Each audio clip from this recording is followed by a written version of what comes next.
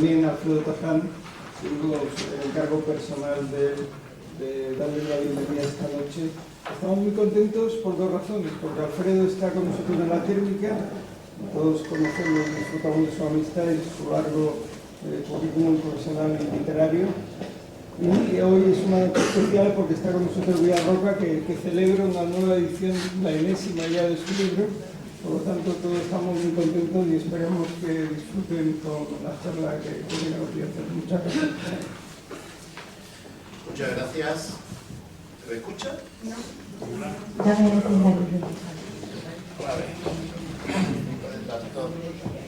Escucho, pero no se oye. Buenas noches de nuevo. Bueno, pues prosigue, bueno, primero gracias a Salomón Castiel por las razones del encargo y por establecer un ciclo que intenta bucear en las raíces históricas de fenómenos políticos y sociales que se están acometiendo con demasiada pasión y demasiado desinterés ciudadano y demasiada entrega por parte de determinadas élites.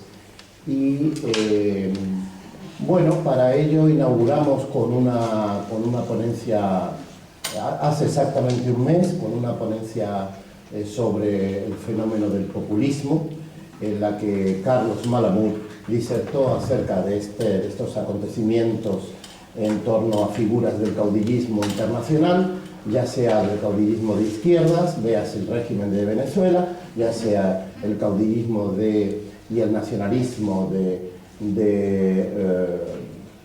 conservador, véase por ejemplo Donald Trump, o los fenómenos de los separatismos europeos que en España, concretamente en Cataluña, en el País Vasco, se están dando con demasiada también agresividad. Una persona que estaba sentada como público en aquella velada de hace un mes expresó determinadas disensiones en torno a la ponencia de Carlos Malamud. Esa persona era mi amiga Elvira Roca, la profesora María Elvira Roca Barea, que hoy yo espero, y si no hay nadie que disienta con ella, yo espero disentir desde aquí para que haya una suerte de polémica. Para mí, insisto en lo que decía Salomón, es un honor porque la admiro como mujer, la admiro por su humanismo, la admiro por su valentía y sobre todo por su refinamiento existencial y cultural. Es una intelectual de primera línea y así se ha visto. Este libro se ha visto y se ha comprobado. Este libro, Imperiofobia y leyenda negra, publicado en Siruela, en la prestigiosa editorial Siruela. Hoy me ha anunciado Elvira que lleva la 7ª edición, algo que la verdad es maravilloso porque hay lectores, le decía a Elvira, hay lectores que todavía no leen, pues no tienen un índice de lecturas marcado por el mercantilismo o superficial, sino que todavía hay lectores que quieren enterarse y aprender de la lectura y aprender leyendo. Hoy Elvira no va a hablarnos de imperiofobia y leyenda negra, o sí, pero no va, cuando la telefoné para invitarla, le conté la esencia, las razones de este ciclo, en el que, insisto, buscamos una referencia histórica a acontecimientos y a fenómenos que se están produciendo hoy por hoy. Entonces, la ponencia que va a resultar jugosa se titula Leyenda negra y prima de riesgo. En los años 90, y me van a permitir 5 minutos de publicidad, en una revista que editamos, y que por cierto Salomón Castiel también participaba, se titulaba la revista Boulevard, sacamos 10 heroicos números. Uno de las ediciones fue llevaba un título que era Pensar en España. Yo no sé si Rosario Camacho se acuerda de aquel número, que eran banderitas nacionales por toda la página, la portada. En esta edición fue muy polémica porque pusimos el dedo en la llaga en determinadas cuestiones. Tuvimos un don profético o proléptico porque pusimos el dedo en la llaga en determinadas cuestiones que luego se vieron que iban a ocurrir, como la tendencia centrífuga de determinadas comunidades autónomas, como una constitución que se había hecho demasiado ambigua en algunos, desde el preámbulo y algunos capítulos, como bueno, pues la deriva y el desgaste que se iba a producir en el sistema político español en escasos años. Elvira Roca ha pensado en España. Es una pensadora sobre el devenir de nuestra nación, de nuestro país. Y no se ha puesto de perfil, como ella le gusta decir, al hacerlo, sino que directamente ha acometido el riesgo de un relato enérgico, transparente, formalmente muy bien creado y con una bibliografía exhaustiva, pero diáfana a la hora de exponer, que es lo que más me gusta, porque el libro es como un palimpsesto, se puede leer desde una visión muy, digamos, más superficial, pero también tiene un pozo profundo. Y la verdad es que ese relato desmonta y traduce, y por cierto les recomiendo que sigan participando, en que hagan más ediciones, porque los libros, si no se compran, estamos muy mal, la literatura en todos sus géneros, si no hay compradores de libros. Aparte de esto, decía que Elvira ha puesto en pie una calidad radical, valiente y subjetiva de entender la historia. Y por ahí este libro va a la vanguardia de un discurso contracorriente, de un discurso que no pacta con ninguna, insobornable y muchas veces incómodo. Pero yo ya voy a callarme, que me enrollo más que una persiana, y voy a dejar a Elvira que nos deleite con su magisterio. Muchas gracias. Gracias, Alfredo. Gracias. Gracias, Alfredo, por invitarme, gracias a Salomón y a ustedes por venir. Yo acometo hoy con esto es un atrevimiento, el haber aceptado este pinganillo también lo he hecho. Estaba segura de que iba a ser capaz de hablar sin necesidad de... Me siento rarísima. Doy clase en un instituto, de forma que estoy bastante acostumbrada a hacerme oír y, en fin, creo que hubiéramos sobrevivido sin pinganillo, pero bueno. La prima de riesgo y la leyenda negra fue el título que a mí se me ocurrió cuando me pidieron que viniera aquí, teniendo en cuenta que el contexto general era lo del mundo en llamas.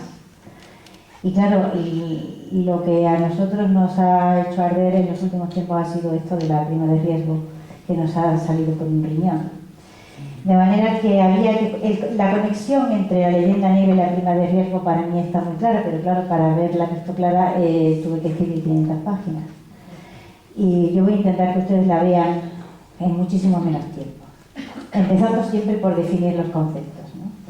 O sea que aquí llamamos leyenda negra, que está por demostrar que todo el mundo sepa con precisión a qué nos referimos con esa sintagma, y a qué llamamos prima de riesgo. La leyenda negra es una frase, digamos, que no fue acuñada por Julián Juderías, pero sí se popularizó a partir de 1914, cuando apareció un libro que se llamaba así, La leyenda negra. En realidad la frase llevaba utilizándose ya más de una década, la había popularizado Emilia Pardo Bazán en una serie de conferencias que dio poco después de lo que en nuestra historia se llama el desastre del 98. Porque por primera vez en ese instante, digamos, hay un grupo grande de intelectuales, no grande, un grupillo, no quiero dejarme llevar por el optimismo, un grupillo de intelectuales españoles que cobra conciencia de hasta qué punto la visión que se tiene de España fuera de España está completamente distorsionada por siglos de propaganda anti-española. Y como decía Alfredo, esa leyenda negra es un palimpsesto, es decir, la hispanofobia tiene muchas capas que se escriben a lo largo de muchos siglos. La primera capa es la del humanismo, que es fruto del resquemor, digamos, de los intelectuales italianos en la época en que España domina la península itálica. Luego viene otra segunda capa que se escribe en las guerras de religión, con tres frentes principales, digamos, el frente luterano, el frente orangista en los Países Bajos y en Inglaterra. Viene luego otra etapa nueva de remoción y recreación de aquellos tópicos que habían convertido en Italia a los españoles en marranos, es decir, en gente bárbara por su sangre impura, contaminada de semitismo, malos cristianos, etc. A eso le había dado una vuelta de tuerca el protestantismo, porque la sangre impura de los españoles ya no solo era impura, los españoles se transformaron en las guerras de religión en propiamente los hijos del anticristo, en los hijos del demonio, el demonio del mediodía, como decía el demonio de Oranos. Llega la Ilustración y naturalmente ser el anticristo ya no pegaba, porque la Ilustración, digamos, tiene otros paquetes culturales en la cabeza. ¿En qué se transforma España en esa época? Pues en la tierra de la ignorancia, la tierra anómala que vive al otro lado del Pirineo, en una especie de edad media petrificada, una tierra que no tiene capacidad para la cultura, ni iniciativa de tipo económico, etcétera, etcétera. Y viene el liberalismo, y con el liberalismo se recrea nuevamente la hispanofobia, achacando a la España todos los defectos que, digamos, el liberalismo consideraba que eran virtudes, es decir, la iniciativa económica es una virtud, España no la tiene, la libertad económica es una virtud, España no la tiene. Y así sucesivamente, cada moda europea ha ido escribiendo una versión nueva de la hispanofobia. De tal forma que todo eso en el siglo XIX, por distintas razones, que es cuando realmente se escribe el relato de la historia de Europa que ahora estudiamos en los libros de texto y que todos tenemos en la cabeza, en el siglo XIX todas esas capas sucesivas de hispanofobia se solidifican y se convierten en el relato oficial de la historia de Europa. Y por lo tanto esto deja de ser propaganda para pasar a ser un estado de opinión pública general, toda vez que transita por los libros de texto y es lo que se estudia en las universidades. Así que hay una normalización. A nadie le parece raro decir que la historia de España es la historia de la intolerancia religiosa. ¿Hasta qué punto eso no es cierto? Pues hay que estudiar bastante, hay que quitar muchas capas de ese palimpsesto, ¿vale? Para darse cuenta de que si realmente alguien debe escribir la historia de la intolerancia religiosa en Europa, eso es el lado protestante el que lo tiene que hacer. ¿Cómo llegamos de la leyenda negra a la prima de riesgo? Porque siendo la hispanofobia el estado de opinión pública según el cual España constituye esa suerte de anomalía, en el momento en que se plantea en el seno de la Unión Europea un conflicto grande o un problema grave con la deuda soberana, no era en absoluto difícil utilizar todos los tópicos de la leyenda negra para provocar subidas artificiales de la prima de riesgo, como voy a intentar explicarles a ustedes. Es realmente fácil, es decir, puesto que España tiene mala prensa y la ha tenido siempre, la agitación de los tópicos hispanófobos es una cosa que se consigue de una manera muy eficaz y con muy poco esfuerzo. Ustedes agitan ese cóctel, según el cual España es un mal socio, indigno de confianza, una anomalía en el contexto de las naciones europeas. Ahora veremos ejemplos de los periódicos alemanes y de otros periódicos, y crea un estado de desconfianza que hace que cuando usted saca al mercado deuda pública, los que te van a prestar el dinero te exigen más intereses porque no se fían de ti y obtienen un beneficio extraordinario. Bueno, pues lo que ahora sigue, y voy a intentar que sea breve, es la explicación de cómo se ha producido ese proceso, ¿vale? Para quien no sepa economía, yo no sé economía, pero estudio todo lo que puedo para intentar saber por qué se me van los euros del bolsillo, porque es el colmo de los colmos que se le vayan a uno los euros del bolsillo y no sepa uno siquiera dónde está el agujero, ¿no? Aquí llamamos prima de riesgo. Hemos explicado la leyenda negra y ahora vamos al otro concepto, que es la prima de riesgo. La prima de riesgo es el nombre que se da a los intereses que hay que pagar adicionalmente por encima del bono alemán a 10 años. Es decir, saca el gobierno alemán deuda alemana, bonos, a 10 años y paga un interés X. Lo que se paga, por ejemplo, pongamos un 1,5 de interés a 10 años. Si uno tiene que pagar, el gobierno español saca deuda pública. ¿A qué llamamos prima de riesgo? A lo que sobresale de ese 1,5 que paga el bono alemán. Es decir, el bono alemán, sin que ninguna ley lo diga, se ha transformado en el rasero de medir las primas que hay que pagar, los intereses que tiene que pagar la deuda pública europea. Eso también es un milagro en el que habría que investigar lo que nos debería interesar. ¿Por qué se mide a partir del bono alemán y no de cualquier otro? Pero en fin, aceptemos que esto es la realidad. El bono alemán en toda esta crisis se ha mantenido siempre extraordinariamente bajo. En cambio, nuestras primas de riesgo han ido subiendo de una manera extraordinaria. No era realmente difícil agitar un estado de opinión, insisto, según el cual España es un país atrasado. Ya desde los tiempos del humanismo, en el siglo XV, decían los humanistas italianos que España era un país muy medieval y muy atrasado. Mandaba en el mundo, pero muy medieval.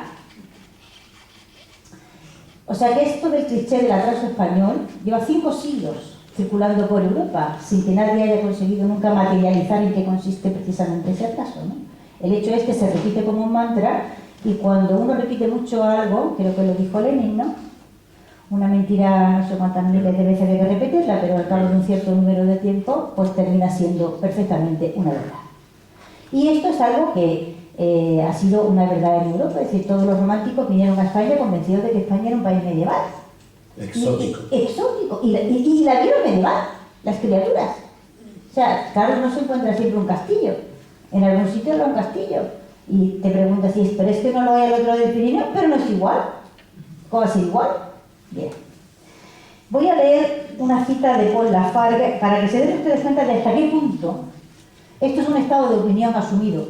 En la izquierda europea, en la derecha europea, entre los intelectuales, es lo que Ortega llamaba un estado de opinión pública, algo que es absolutamente absorbido y que no se cuestiona de ninguna manera. Paul Lafargue era el primo de Carlos Marx, era cubano de origen y regresó a Francia, y ahí conoció a la hija de Marx y se casó con ella, y escribe en un libro que se llama El derecho a la pereza.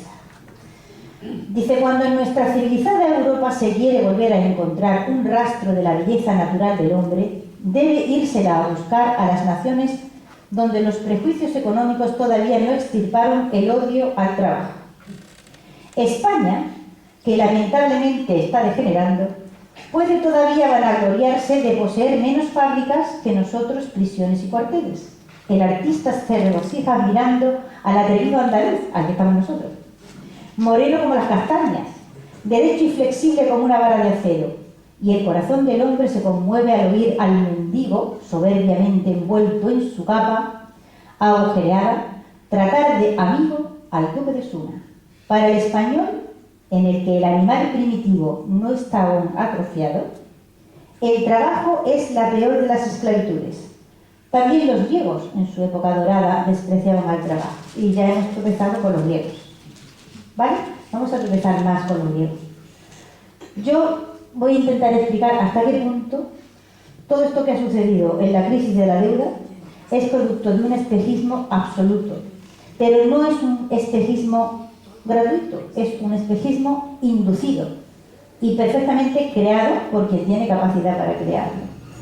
Porque el hecho de que sea Alemania quien marque con su bono las primas de riesgo que los demás países europeos tienen, demuestra, primero, que no estudiamos historia absolutamente para nada.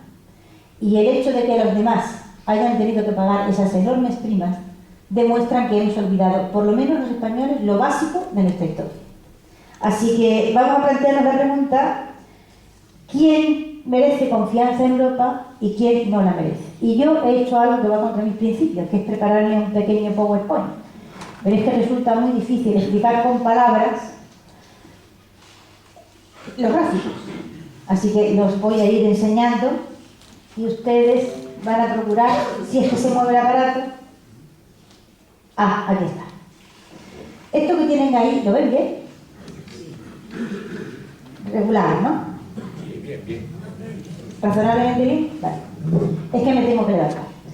Esto que tienen aquí es la evolución de la deuda pública española desde el desastre de Cuba, o sea, lo que llamamos el desastre, desde Cuba en adelante, ¿vale? Desde 1909. En 1909 está puesto ahí con toda intención porque es el momento en que se produce esta bajada espectacular, ¿vale? Es en este momento España tiene la deuda más alta que ha tenido en toda su historia, que llegó a alcanzar el 127% sobre su Producto Interior Bruto. Es fruto naturalmente de la guerra y de los préstamos que se tomaron para poder luchar en esa guerra, ¿no? De aquí, en pocos años, como verán ustedes, en 1920 se produce una reducción espectacular de la deuda que llega al 31%. Desde entonces para acá, si no me caigo en pinga, lo voy a explicar. Desde entonces para acá tenemos que este país jamás ha dejado de pagar un título de deuda emitido por el Estado. Jamás en toda su historia, ni siquiera después de la Guerra Civil. Si siguen verán estos de datos no disponibles, que hay un hueco cada X, son las épocas de inventario. Es decir, cada cierto tiempo los ministerios de Hacienda han hecho una especie de foto fija y han inventariado el país para volver a tomar datos de una forma más precisa y mejor. Por eso aparecen aquí estos huecos de no disponibles. El momento glorioso de la deuda desde entonces nunca más se dispara. Y el momento, digamos, mágico o extraordinario, estamos aquí, ¿eh? Y estamos un poquito más arriba. Hemos superado el 100% de deuda desde 1909. Es este de aquí, al 7,3 en el 75, España tiene la deuda más baja de Europa. Casi nadie relaciona el hecho de que la transición pudiera llevarse a cabo de aquella manera tan, digamos, sin compromiso con qué se hizo, con el hecho de que el país no tiene deudas en ese momento. Y por lo tanto, nadie tuvo derecho a venir aquí a decir absolutamente nada, ¿vale? La transición se hizo como los españoles decidieron que había que hacerla, por la sencilla razón de que no había deuda externa que permitiese la intervención de ningún país extranjero. Si no, yo estoy completamente convencido de que la transición española había sido un fracaso. Bueno, pues este es el panorama, digamos, o sea que desde en más de un siglo larguísimo, y pasando por grandes fatigas en algunos momentos, el país no ha dejado nunca jamás de pagar sus deudas. Y ahora vamos a ver la situación, bueno, cómo se hacen estos milagros. ¿Alfredo? Vamos a ver, aquí es, ¿no? Digo yo. No, al revés. ¿Por qué pongo yo aquí estos señores? Este señor es Joaquín López Puigcerver y este señor es Estanislao García Montfort. Cuando hizo el centenario de su muerte, García Montfort le dedicó a un periódico de Valencia un artículo que clamaba indignado que no tiene una sola calle en su ciudad natal. Ha sido un economista extraordinario y fue el que diseñó el plan de deuda que habéis visto ustedes, esa bajada espectacular, ¿vale? De arriba abajo. Pues ese diseño lo hizo este señor que fue director general de la deuda bajo el ministro Puigcerver. Él y Puigcerver pusieron las bases que luego Estanislao, si le das, Villaverde, el ministro Villaverde, sacó adelante y que sucesivos ministros de Hacienda y sucesivos presidentes del Consejo de Ministros mantuvieron. Bueno, es un programa complejísimo, pero yo voy a reducir todo el éxito, digamos, del plan de Montfort y Puigcerver en dos puntos fundamentales. Ninguna de las dos cosas que ellos hicieron o planearon pueden ser hechas ahora en la situación que nosotros tenemos con el euro. La primera medida fue la centralización de la deuda. Es decir, en aquel momento, en España, como ahora, emitían deuda cualquiera. Emitían deuda a los ministerios, emitían deuda a las diputaciones, emitían deuda a los gobiernos civiles, emitían deuda a los ayuntamientos. Como ahora ocurre, que todo el mundo es bueno para emitir deuda. Lo que se hizo fue la prohibición absoluta de emitir deuda, es decir, había que conformarse con lo que el presupuesto del Estado te da. Sí o sí o sí. Y aquí nadie puede emitir deuda más que el Banco de España. Eso ahora ya no se podría hacer. La segunda medida fue, y por eso la deuda, bueno, como han visto ustedes, empieza a bajar en el año 9, ¿eh? Aunque el plan de Puigcerver y Montfort es anterior. Lo siguiente era, y esto encareció la deuda, recomprar, intentar que al menos el 40% de lo que estaba en el mercado exterior y por lo tanto sometido a toda clase de especulaciones fuese recomprado y vendido al mercado interior, de forma que fuese la clase media, alta española, en condiciones de prestar dinero, la que se convirtiera en la principal acreedora del Estado. De tal manera La idea es de Montfort y es una idea genial. Es decir, Montfort pensaba, la clase media alta española no tendrá ningún interés en apretarle las tuercas al Estado al punto de llevarlo hasta la quiebra, porque ese Estado es el que garantiza su beneficio. Por lo tanto, se van a conformar con los intereses que les podamos pagar sin forzar, con especulaciones, ¿vale?, sin primas de riesgo artificialmente creadas. Sacar el 40% lo consiguió en varios años y a partir del 9 la deuda empieza a pagar. Todo ese tiempo España ha ido, digamos, endeudándose para recomprar deuda que está en manos de extranjeros, en bancos extranjeros, y irla vendiendo aquí en el mercado entero. Como veis, el resultado fue absolutamente espléndido y espectacular.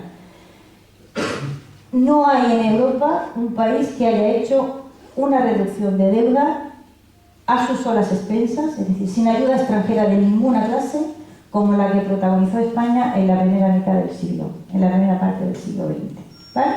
Y sin haber dejado nunca de pagar sus deudas, sin embargo, ha tenido las primas de riesgo más altas que ha tenido la Unión Europea. Vamos a seguir.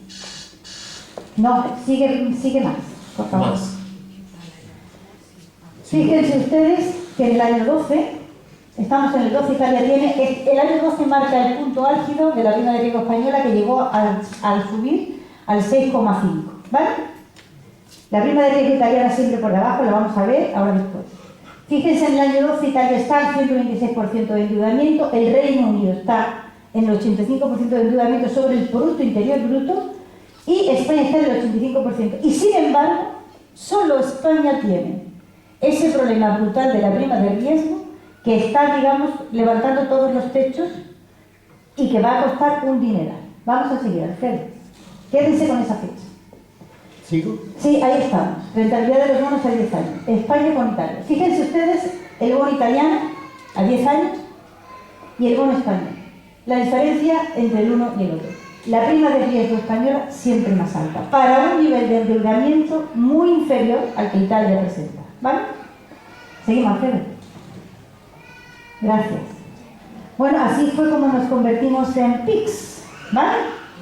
Todos los pueblos de la cuenca mediterránea, en realidad todos los pueblos no protestantes de Europa, los griegos no son católicos, son ortodoxos, convertidos en perfectos cerdos, y este fue el procedimiento que se utilizó. Es decir, ahora podemos ver en la prensa extranjera ¿Sigo? la utilización, sí. Fíjense ustedes, lo he reducido ahí como he podido, porque es imposible reducir esto. Un esquema es la historia de los impagos de la deuda alemana. Voy a hacer un relato muy breve de esto. Acaba la Primera Guerra Mundial, si no me caigo. Acaba la Primera Guerra Mundial y Alemania debe 132.000 millones de marcos, esto es 2,8 veces el Producto Interior Bruto que tenía en el año 13. En 1918 Alemania no paga y se sabe que no va a poder pagar. Se reúnen las potencias que han vencido en la Primera Guerra Mundial y hacen una primera quita del 60% sobre la deuda de los 122.000 millones. El pago anual de obligaciones pasa de 2.000 millones a 800 millones, pero solo lo paga un año. En 1924, como Alemania no pagaba y se hundía absolutamente en la miseria, vienen los americanos, viene un americano que se llamaba Dawes, por cuenta naturalmente del gobierno de los Estados Unidos, y concede a Alemania varios préstamos a fondo perdido y a muy bajo interés. Las inversiones estadounidenses a gran escala en Alemania se generalizan. ¿Por qué? Porque en este momento los americanos ya han comprendido que la Rusia soviética se va a estabilizar, que los rusos no se van a fragmentar y aquello no va a acabar como el Rosario de Aurora, y los rusos van a reconstruir su mundo. De manera que si Rusia está ahí, tan enorme como parece, es absolutamente prioritario sostener a Alemania en la situación en la que se encuentra. Así que empiezan los americanos a soltar dinero en Alemania aproximadamente en el año 22. En el año 29, Alemania sigue sin pagar un duro, ¿vale? Vienen otra vez los americanos con otro préstamo mágico, y viene Young, que hace sobre la cantidad original inicial de la deuda otra quita de 1/3. Y el pago del capital restante se escalona en 59 años. Estados Unidos además presta 1.200 millones de marcos al 5,5 de interés para reflotar el Banco Central sin necesidad de que tenga que emitir deuda. Pero Alemania no paga. Sigue sin pagar, o sea, sin hacer frente ningún año a una sola de sus obligaciones contraídas. En el año 32 los franceses, que llevaban ya, se aburren ya y renuncian al pago de la deuda que les corresponde. Firman, ¿vale?, una condonación de deuda y deciden quitarse el problema del medio. En el año 34, cuando llegan los nazis, ya lo que se hace es oficialmente anunciar que Alemania no paga ni va a pagar nunca nada. Con dos narices. Y todo el mundo acepta el envite alemán y se lo traga. Sucede lo que ya todos sabemos que sucede. En el año 53, como Alemania no había pagado ni las deudas de la primera, ni de la segunda, ni el préstamo de agua, ni el préstamo de mollón, ni nada de nada de nada, se produce esta reunión mágica que yo voy a enseñar aquí. No. Ay, que... Yo qué sé. Esto es muy complicado. En un momento dado vamos a dar la tecla, ¿eh? Esto veis. Esto de aquí es un teatro maravilloso que se llama El Acuerdo de Londres de 1954. Porque los norteamericanos no saben cómo tapar el hecho de que los alemanes le deben dinero a todo el mundo. Y entonces reúnen, están ahí también los españoles por sus representantes, porque hasta España, que ha pasado por su guerra civil, y anda como puede por la vida, hasta a España le deben dinero. Y se produce este Acuerdo de Londres con gran solemnidad, todos los representantes de todos los países a los que Alemania le debe dinero. Se firma un gran acuerdo internacional, se renegocia toda la deuda que Alemania debe, se produce una condonación de deuda enorme, enorme, y de lo que queda, todo esto convenciendo a los americanos uno por uno a todo el mundo, incluidos los españoles, de que hay que condonar la deuda alemana. De lo que queda, Alemania se compromete a pagarlo de una determinada manera. Bueno, pues no pagó tampoco. Ni un duro, o sea, ni un mal. En el año 54, Alemania, que le toca pagar el primer, digamos, plazo de intereses según lo que se había firmado en el 54, en el 53, dice que ellos no pueden hacer frente a esa deuda porque en un caso tan grave de discontinuidad histórica como el suyo, no pueden hacer. Es decir, que como la República Democrática Alemana no va a pagar, ellos tampoco van a pagar. Y ahí queda la cosa, con el argumento de que se ha producido una ruptura, digamos, en la estructura alemana, la estructura de Alemania como nación, ¿Ahí? ya sí. No se paga ni se vuelve a pagar nunca. Vamos para atrás. Sí, yo qué sé, para un lavado. En algún momento va a aparecer esto. Bueno, y ahí queda la cosa, el argumento de que Alemania, después de ese descalabro histórico, digamos de su división, no tiene que volver a pagar, pues es perfectamente aceptado para todo el mundo y no pasa nada. Obsérvese que en el año 53, esto voy a los dineros de los griegos, en el año 53 los griegos han aceptado, como otra gente ha aceptado, que los alemanes no le paguen, digamos, lo que eran las indemnizaciones de guerra, por los destrozos causados. Hasta ahí, bien. Pero los griegos no renunciaron a los 10.000 millones que manos militares le tuvieron que prestar a Alemania, ¿vale?, en efectivo, cuando fueron invadidos. Es decir, están dispuestos a renunciar al pago de las compensaciones de guerra, pero no renuncian a que le devuelvan los préstamos que fueron obligados a hacerle a Alemania contra su voluntad. Son 10.000 millones, ¿vale? Vamos a dejar esa deuda griega porque los griegos nos van a acompañar luego más tarde. En fin, que en 1990 comienza a pagar otra vez Alemania aquella deuda eterna que había dejado de pagar en la posguerra. En realidad la había dejado de pagar en el minuto 1, porque no había pagado nada desde el año 14. Comienza a pagar de nuevo Alemania. Los intereses impagados se liquidan al 3%, en el 90 los intereses andan en el 10, en el 12 y en algún momento llegaron hasta el 16%. Pero los intereses de Alemania son mágicos y se liquidan al 3%. Intereses que están en este tiempo en torno al 10%, que estoy yo aquí, tras 40 años sin pagar, con dos quitas del 60 y del 30%. Cabe preguntarse que si les pasa esto a los griegos, ¿vale? Si les hacen una quita del 60 y una quita del 30, les dejan los intereses en ese y 50 y tantos años sin pagar, si serían capaces los griegos de remontar el bache en el que están metidos ahora. Y en fin, lo mejor de todo es que el 13 de octubre del año 13, Alemania reúne a la prensa internacional y anuncia un bullatillo que ha terminado de pagar todas sus deudas. Y nos lo creemos todo. Tengo los recortes del país, y tengo los recortes del ABC, y tengo los recortes del mundo. todo el mundo tan contento y tan convencido de que Alemania ha pagado todo lo que debía y que Alemania siempre paga y nunca deja de pagar. Esto es asombroso, es un espejismo absoluto. Es decir, que una nación que ha sido 2 veces entera reconstruida con dinero extranjero se convierta ahora mismo en el refugio del dinero europeo, habiendo llevado a la ruina 2 veces a Europa, es absolutamente asombroso. Pero esta es la situación en la que está. Voy para arriba. Espérate, me lo dices igual. Ay, no. Esto no puede. Que cómo se consiguió, yo no voy a contar las penas de los griegos. Por ejemplo, de lo que hemos visto hoy, el 16 de mayo del año 12 está la prima de riesgo española en el 6,40. ¿Vale? Nada más y nada menos. Les dije que intentaron retener la información del gráfico. Nosotros en el 85% de endeudamiento del PIB, los italianos en el 128%, los ingleses también en el 85%. Su prima de riesgo exactamente igual que la alemana, la nuestra. Y ahora es cuando dicen ustedes, ¿y qué tendrá que ver la prima de riesgo con la leyenda negra? Allá voy yo. Junio del año 2012. Diario alemán Frankfurter Allgemeine Zeitung. Habla de la necesidad de que la prima de riesgo española suba, porque claro, dada la catastrófica situación de la economía española, etcétera, etcétera. Y abre, no he podido hacerme con una imagen, no he sido capaz, ¿no?, de reproducirla. Abre con una foto, es en este momento cuando se habla del rescate de los 40.000 millones, que va a haber que rescatar España con sus 40.000 millones. Entonces se ve a unas señoras bailando con un traje de sevillanas y haciéndole palmas a los 40.000 millones que llevan. El resto de las imágenes que ofrece el Frankfurter Allgemeine Zeitung son un señor durmiendo la siesta, en fin. El Süddeutsche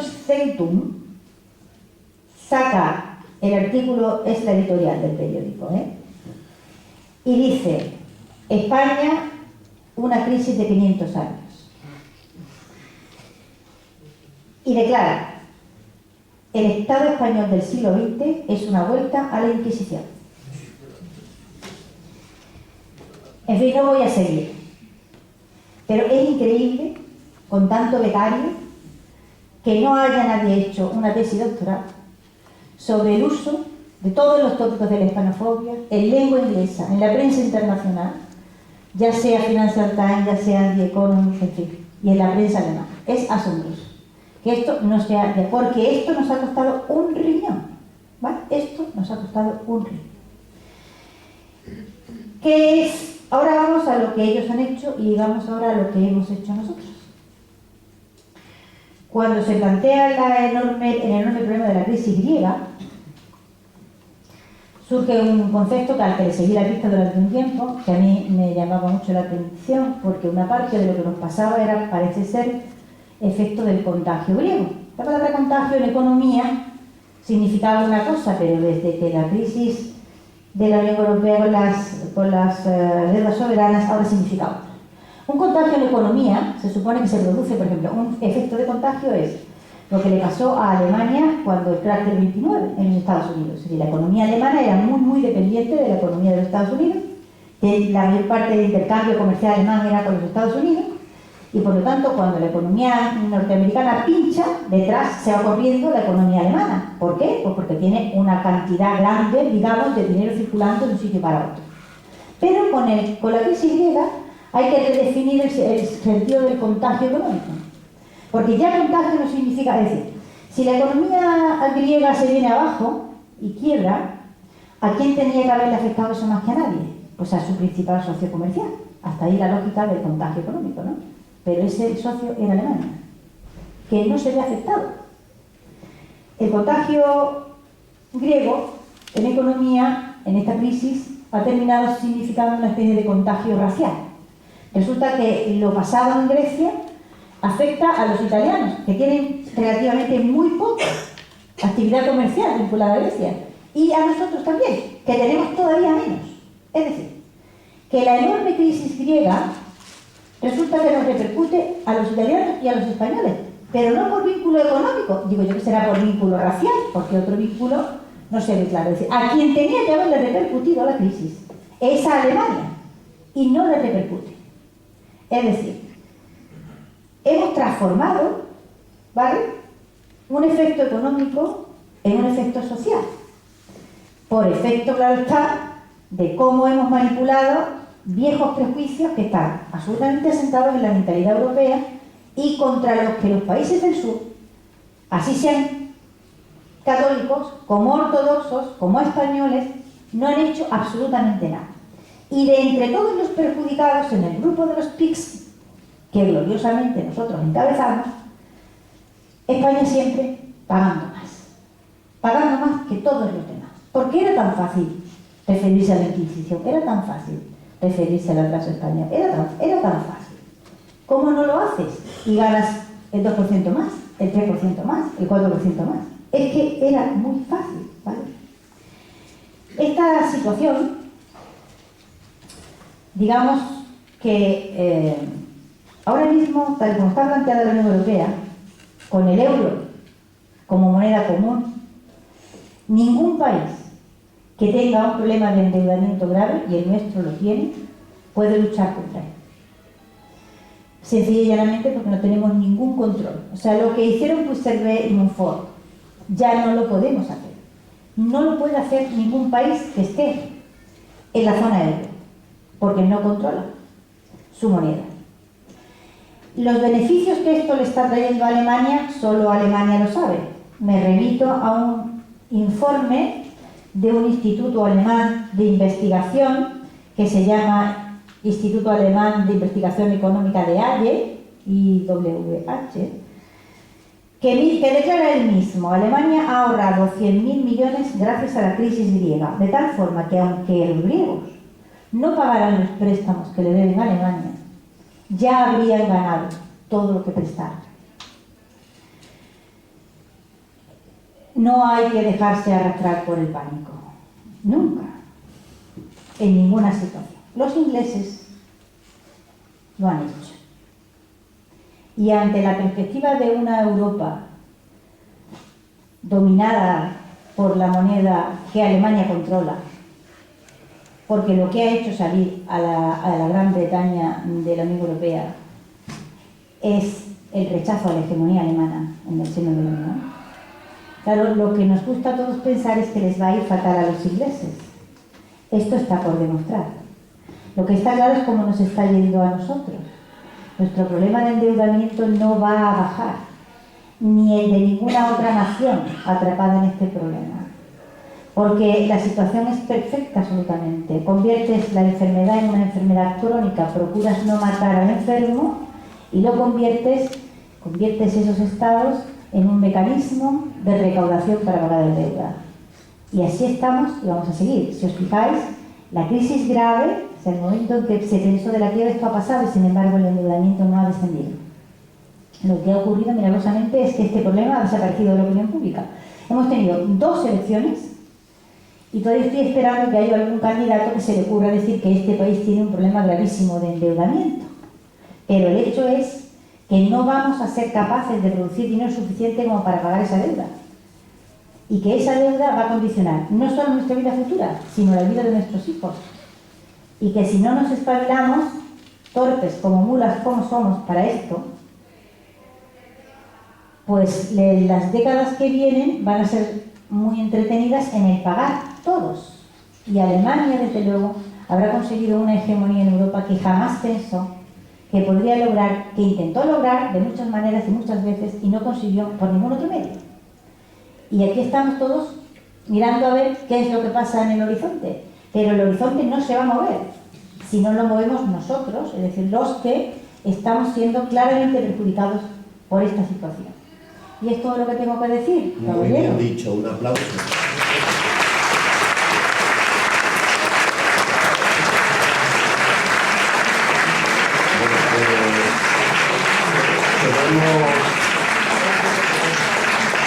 Quiero agradecer a Elvira porque la verdad ha sido una espléndida ponencia, muy aclaratoria, además aclaratoria para los objetivos de este ciclo El Mundo en Llamas. En ese palimpsesto yo voy a empezar preguntando, primero porque soy muy curioso, y luego porque quiero un poco de polémica. Y luego vamos a abrir al público para que realicen las preguntas que estimen oportunas. Elvira, quiero ahondar en tus criterios interpretativos históricos, porque no solo el Renacimiento, digamos, el humanismo italiano, cuando invitaron a Erasmo, tú lo sabes, dijo España non placet. Entonces, la cuestión la enlazo no solo con el relato de la leyenda negra, el protestantismo, Egmont, Guillermo de Orange, el duque de Alba, que viene el duque de Alba, le decían a los niños holandeses y aún hoy. También hay una maravillosa bibliografía que tú conoces mejor de la Contrarreforma. La Contrarreforma fue otro monstruo creado, Trento, otro monstruo creado contra Felipe II, cuando es sabido que Felipe II y los sucesivos papas no se llevaban tan bien.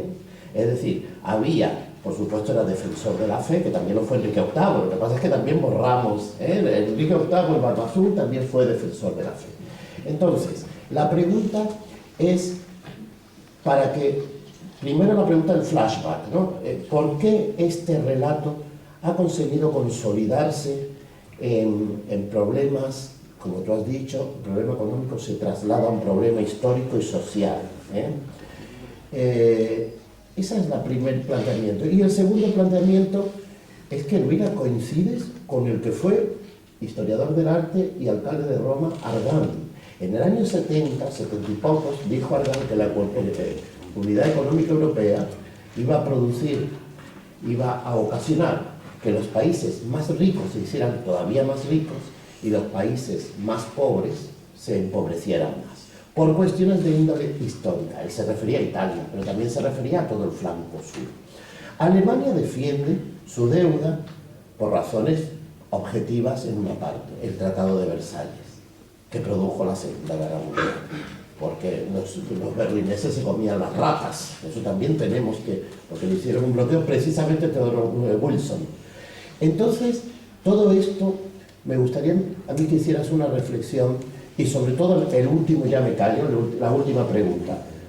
Tú defiendes de una manera muy cautelar y cautelosa a la Unidad Económica Europea. Al final del libro dices, bueno, este es el contexto, tú eres historiadora, el contexto. Pero ¿qué va a ser de nosotros? ¿Qué va a ser de esto? Yo sé que no eres adivina, sabes mucho, pero ¿cuál es en este escenario? ¿Este escenario de ahora va a ir a peor? ¿O tenemos... Los escenarios no son del todo apocalípticos, porque pueden serlo más. Pueden serlo más. No sé, lo que tú... Mi opinión es que el euro ha sido un invento absolutamente catastrófico para determinadas economías dentro de la Unión Europea. No tendríamos que haber nunca aceptado la moneda única en las condiciones en que la Unión Europea la ha planteado. Es decir, un Banco Central Europeo que no presta a los estados, sino que presta a los bancos que luego recompran las veces. Esto es realmente un mecanismo infernal. Y yo no creo que la Unión Europea pueda resistir mucho más tiempo con este tipo de tensiones. La primera ha sido, y es muy evidente, la salida de los ingleses, que ya deja a la Unión Europea muy tocada del ala. Pero va a volver a haber pronto, relativamente pronto, otra gran crisis. Y claro, el asunto está, la Unión Europea hasta qué punto puede sobrevivir en estas historias. A mí me da mucho miedo Alemania, yo no lo niego. Me da mucho miedo Alemania. Me da mucho miedo Alemania porque la historia me ha enseñado a que me dé miedo a Alemania. Y porque desde que Alemania se unificó, si lo piensan bien ustedes, ha habido dos guerras periféricas en la periferia de Alemania.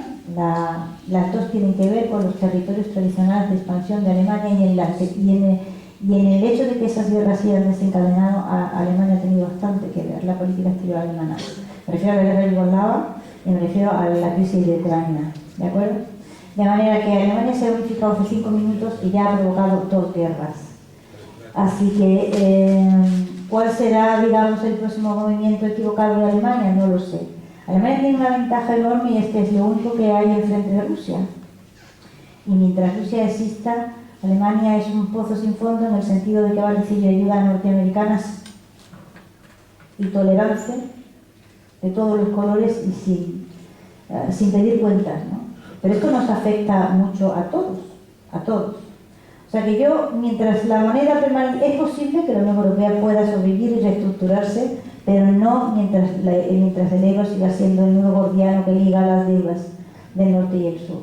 Porque esto inevitablemente va a seguir provocando situaciones de roce y de contraste. Más gente perderá, se achicharrará, y en general, los alemanes como amos han sido difíciles de soportar.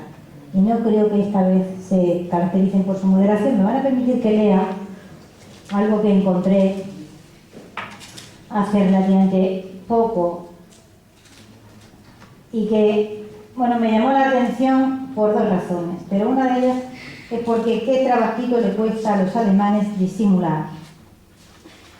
Es algo que ocurrió en el Congreso, es el Der Spiegel en Hamburgo,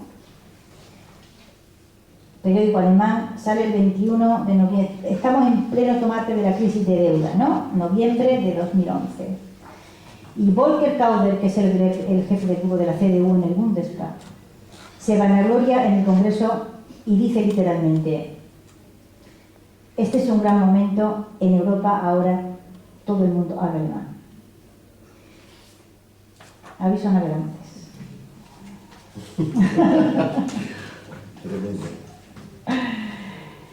Tremendo asunto. Luego me preguntabas tú cómo se ha consolidado, digamos, en la porque opinión la pública. leyenda negra tú le das especial énfasis. Yo sé que a ti te gusta, te pone esto, lo de los principados alemanes, Holanda, Flandes, también error de Margarita de Farnesio. Son muchas cuestiones, ella sabe que yo me voy a los matices, pero para mí Trento y la Contrarreforma está muy utilizada. Es decir, ahí el catolicismo, digamos, no integrista, sino integrador, reacciona ante los movimientos artísticos de todo tipo, y anglosajones y protestantes, pero yo creo que ahí también hay que no hay no solo con la deuda, sino que históricamente España se lleva todo la carga de la prueba.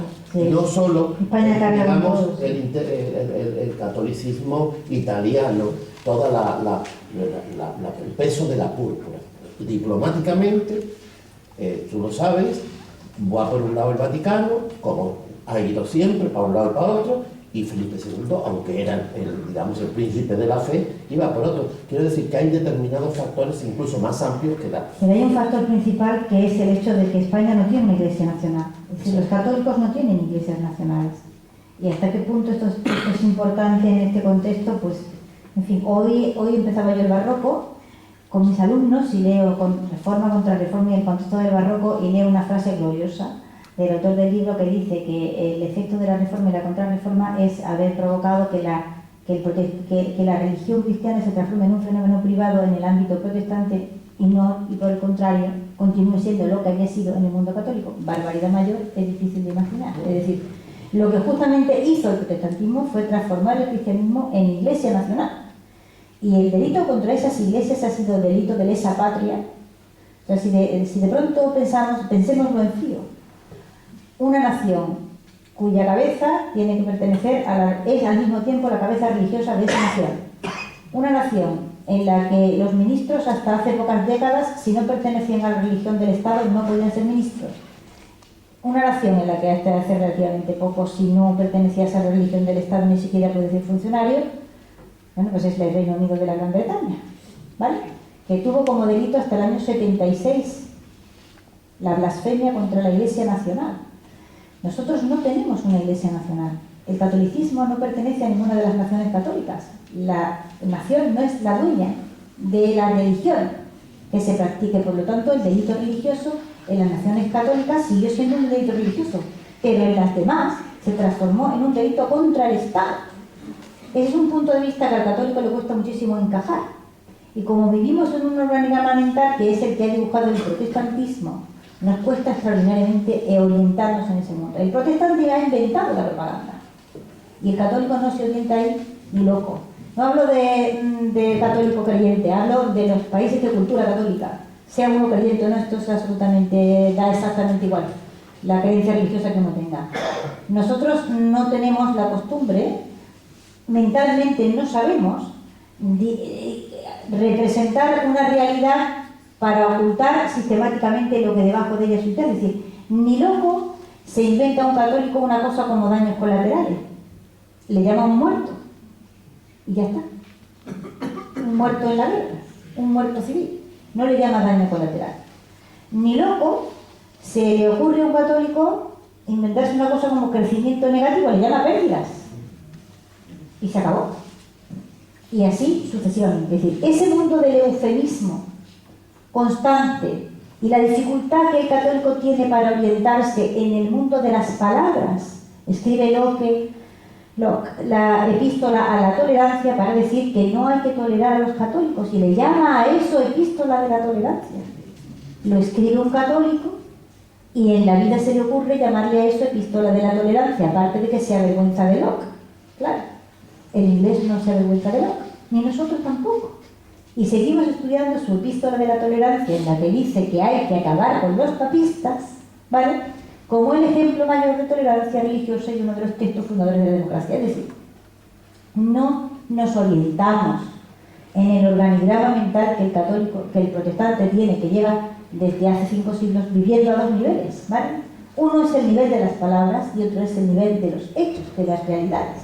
Y entonces nos creemos que los pueblos del sur son más pobres porque nos han dicho que somos más pobres y no es verdad. Es decir, el nivel de pobreza que había en Alemania en el siglo XIX era brutal, absolutamente brutal. A unos, bueno, ¿qué quieren que les diga? La atención médica, la asistencia a los huérfanos, es una cosa horrible. En los países del sur, de los que la Iglesia tradicionalmente ha sido la que se ha ocupado de la beneficencia, etcétera, etcétera, existían muchos mecanismos de atención que no existieron nunca en los pueblos protestantes, que los perdieron. Es decir, eso del invento, la ruina de la Gran Bretaña. Gran Bretaña tuvo una quiebra, por ahí tenía yo una imagen que en algún sitio se traía.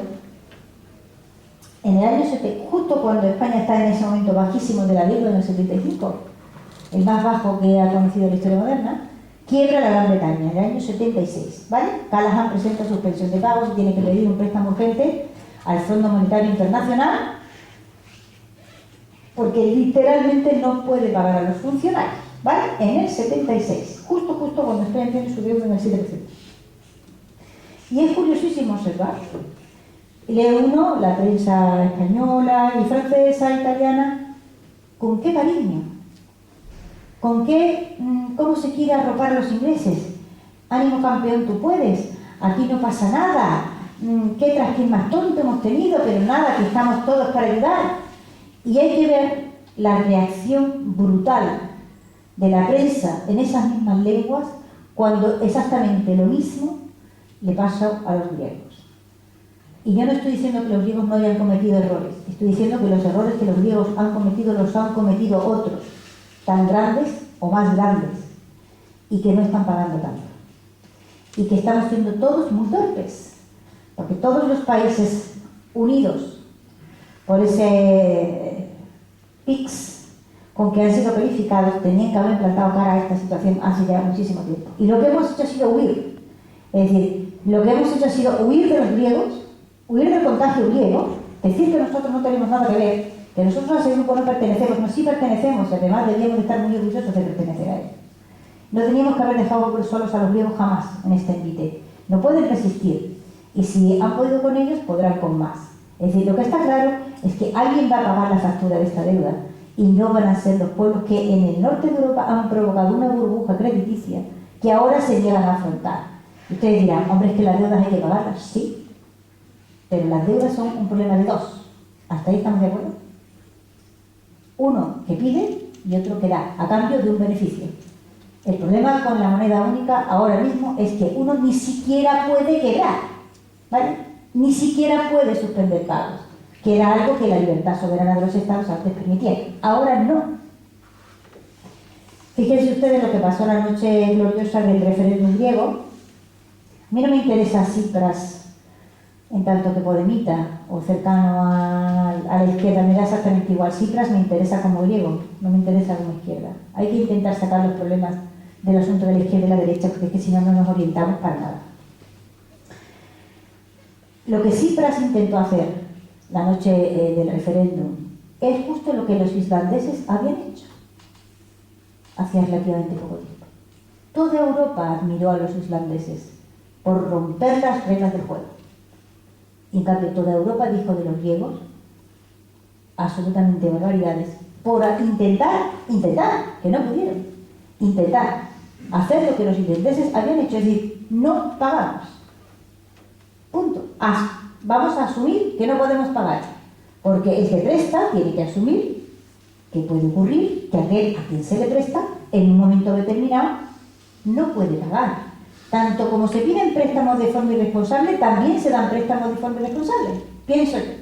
Así que todo el mundo tendrá que asumir la parte de riesgo que le corresponde, ¿no? Toda Europa se rindió admirada ante los islandeses que dijeron: me declaro una quita del 70% y pagaré el resto cuando vaya pudiendo. Adiós. ¿Alguien ha llamado pig a los islandeses por hacer esto? ¿Alguien llamó pigs a los británicos cuando en el año 76 tuvieron que pedir aquella ayuda internacional para poder pagar, llegar a fin de mes, porque es que no llegaban? Luego estamos, digamos, usando dos raseros de medir completamente diferentes, y en esos dos raseros de medir nosotros estamos en el chungo. Y o le echamos valor al asunto y asumimos que ser PIX es estupendo, o nos van a comer por sopa los alemanes en los décadas que esto es lo que hay. Antes de dar paso al público asistente para que formule las preguntas, por favor, preguntas, quiero decir, para que podamos escuchar a Elvira. Quería que no focalicemos tanto en Alemania. No, ¿no? Porque, por ejemplo, Inglaterra... Porque no vayan a aparecer con los panzas. No. Sí, desde luego. Porque Inglaterra, por ejemplo, antes hablabas de las iglesias nacionales, sí. Pero déjame acabar. De las iglesias nacionales. Por ejemplo, el falsamiento del relato histórico, cuando se muere Enrique VIII, pues tiene 3 hijos de distintas, un hijo y 2 hijas. Entonces la historia inglesa se ocupa de ponerle hasta a un cóctel el nombre de nuestra pobre María Tudor, que es la reina sangrienta, Bloody Mary. Pero no recuerdan que Cranmer y Cromwell asesinan católicos a diestro y siniestro. Es la justicia de la Iglesia Nacional contra el tremendo papismo. Esto es un apunte, pero un apunte que es esencial también en la historia británica. En toda la culpa, tú dices de la deuda, hay 2, pues para las guerras hay 2, siempre, y los 2 eran Alemania y el Imperio Británico, el mundo anglosajón y el mundo que la primera es la franco-prusiana, y es cuando después de unificarse la primera vez, que yo no sé cuántas veces se van a unificar, separar los alemanes, pero ocurre esto también, el falsamiento de la historia. En cuanto a la historia inglesa, los estuardos eran un horror, porque eran católicos, no porque les cortan la cabeza a 2 estuardos. Es que las cosas hay que, también como tú dices, señores, la historia, y como tú explicas, la historia es que nos sirve como material de esclarecimiento para llegar a conclusiones que a veces no nos gustan. La historia de la Gran Bretaña, digamos, es que se reescribe toda ella en la época victoriana. Es decir, en la época victoriana, Straps y Burke y otros historiadores ingleses hacen una recomposición absoluta de la historia inglesa y, por ejemplo, transforman la terrible época isabelina, que fue una época de guerras. O sea, Isabel I estuvo de guerra permanente todo el tiempo que ocupó el trono. Es decir, tuvo una rebelión detrás de otra, incesantemente. Es decir, guerreó dentro de su territorio continuamente para conservar ese trono, que le costó la misma vida afianzarse en él. Fue una época horrorosa, de hambrunas, de luchas interiores, de persecuciones religiosas, y todo eso se metamorfoseó, y nosotros hemos visto todas estupendas películas en una época auroral, de gran esplendor, digamos, literario, y de las cosas magníficas. Y bueno, Shakespeare, el pobre mío, en fin, la vida entera desaparecido en combate, y resulta que a los años nos enteramos que era católico. Sí, criptocatólico. Era un criptocatólico, o sea, un individuo que vivía la mayor parte de su vida en la clandestinidad y que, claro, ahora se entienden esas desapariciones en la vida de Shakespeare, que de pronto un año desaparecía, estiraba un montón de años desaparecido, etcétera, ¿no? Se van ustedes a su pueblo natal, que ahora es un parque temático bastante entero, y resulta que no hay una sola mención a esto. No hay una sola mención, o sea, a cualquier inglés culto le dice usted sabe que Shakespeare era católico y le da un ataque con convulsiones. No lo sabe. Simplemente no. Esa ley del silencio es perfecta, ¿vale? Yo creo que de esa ley del silencio se escapó lo de Thomas More. Claro, por aquí esto fue una campanada espectacular, ¿no? Lo de Thomas More y para usted de contar. O sea, parece como si el único muerto en aquel conflicto hubiera sido Thomas More. Los ingleses sí, ¿no? sí estiman historiográficamente, porque alguno tiene que haber esa tolerancia, ¿no? Algunos. Oye, pues yo creo que esto no es una conversación entre los dos. Me gustaría que bueno, pues aquí hay un señor que ha alzado y allí veo otro. Por favor.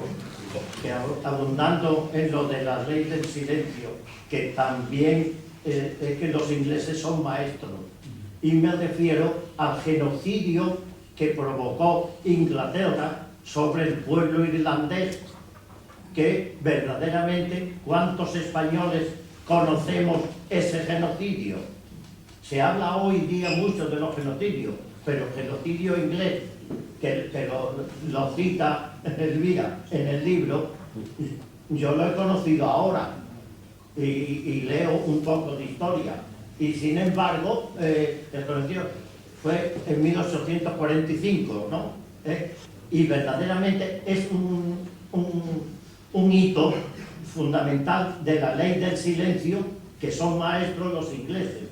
Y yo quisiera que nos hablara del genocidio, porque a mí me hizo mucha impresión. Bueno, eso es un cliché. O sea, una de las cosas, cuando uno quiere tapar algo en la historia, entonces provoca una falsa relación de causa y efecto. Entonces usted dice, hay mucha gente que sabe que hubo la gran hambruna irlandesa, eso sí es popular. Entonces uno dice, gran hambruna irlandesa, y automáticamente sale escarabajo de la patata. Y es como una relación mágica, ¿no? Se mueren de hambre los irlandeses. ¿Por qué? Por culpa del escarabajo de la patata. Ah, pues ya está. Claro, tienes que investigar un poquito para darte cuenta de que las patatas... Hay a veces que es que de puro perogrullo no vemos la evidencia. Es que no había más que patatas para comer en el mundo. Y aquel escarabajo mágico solo fue a comer a Irlanda y no le dio por comer patata en otro lado. Entonces, ¿cómo cuadramos ese círculo, no? Resulta que sí, claro, que hubo un problema con un escarabajo, pero el escarabajo se comió las cosechas irlandesas y las cosechas de mucha gente, ¿vale? Las cosechas escocesas, en parte de Francia, en determinadas zonas de... ¿Y se moría la gente a chorros? Pues no. Hubo problemas de carestía, hubo problemas de falta de alimentos, pero no se produjeron, no hubo la hambruna terrible que se llevó por delante la vida de 1 millón de personas en Irlanda. ¿Y la culpa fue del escarabajo? Hombre, no. El escarabajo verdaderamente provocó un problema con la patata, pero lo que ocurrió fue que desapareció el alimento de Irlanda.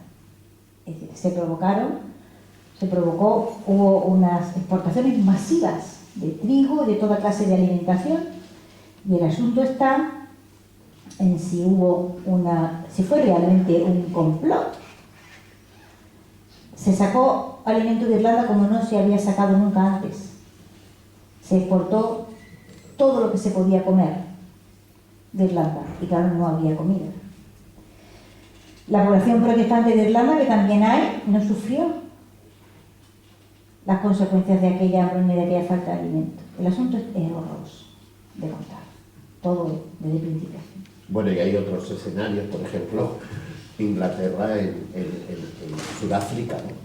Los primeros campos de concentración, pero no nos vamos a poner aquí como el cardenal Cisneros, así que el siguiente, por favor, usted, por favor, póngase de pie.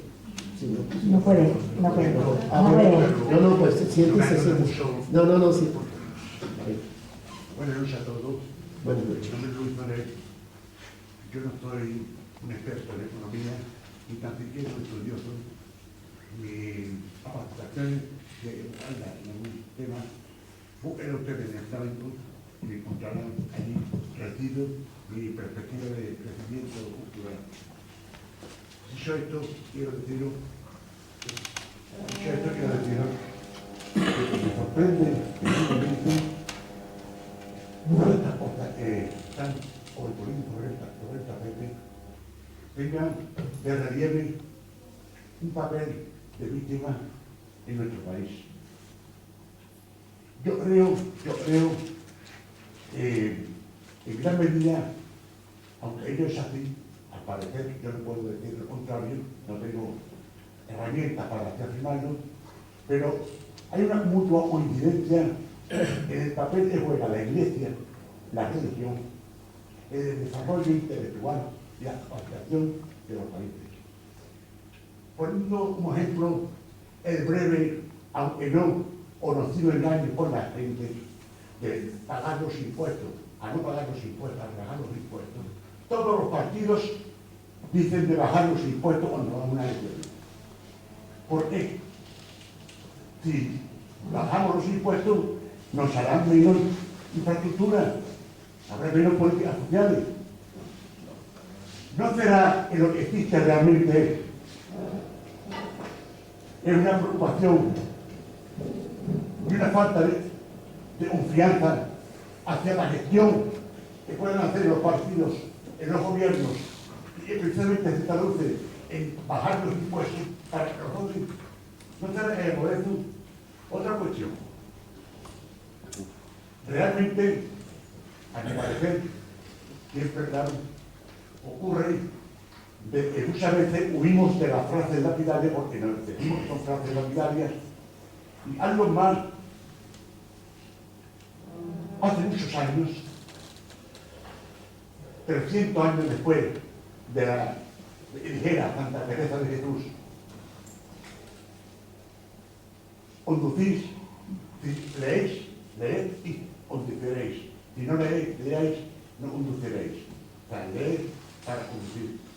Si no leéis, no seréis conducidos. Es una frase tan revolucionaria que no se interpretó en aquel entonces. Bueno, pues va y dice, 350 años después, los filósofos han acabado de mostrarnos el mundo.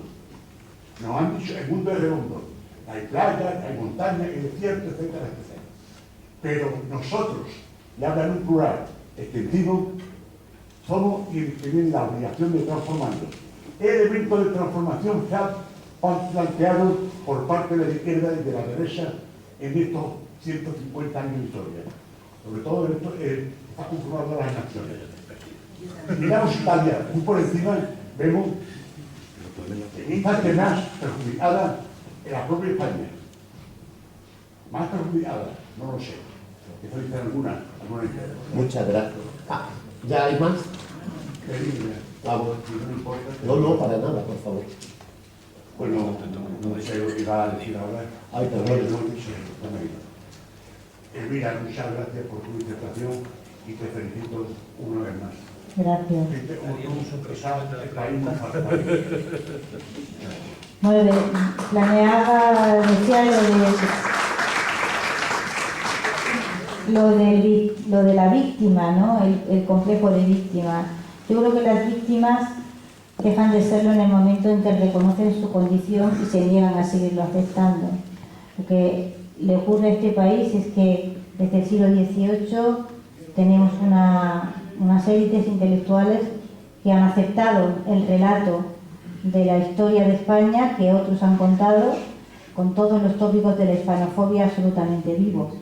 Y entonces, eso sí que es, yo me he negado siempre a aceptar el hecho de la excepcionalidad de la historia de España, pero esto sí que es una cuestión excepcional, es decir, el hecho de que cuando se produce el cambio de dinastía en el siglo XVIII llegan los Borbones, llega el Salón Ilustrado, llegan los ilustrados franceses con todos sus tópicos hispanófobos estupendos y las clases letradas españolas imitan ese estilo. No todos, Feijóo.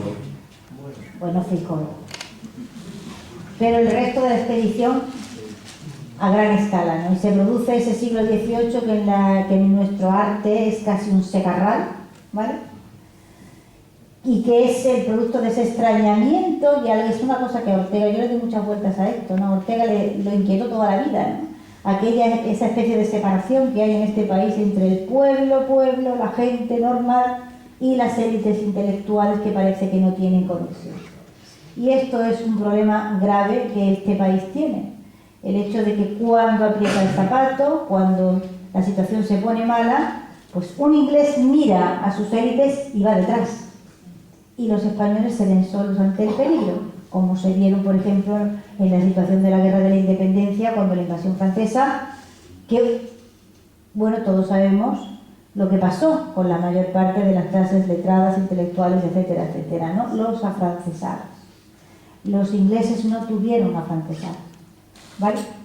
Y eso es una gran ventaja.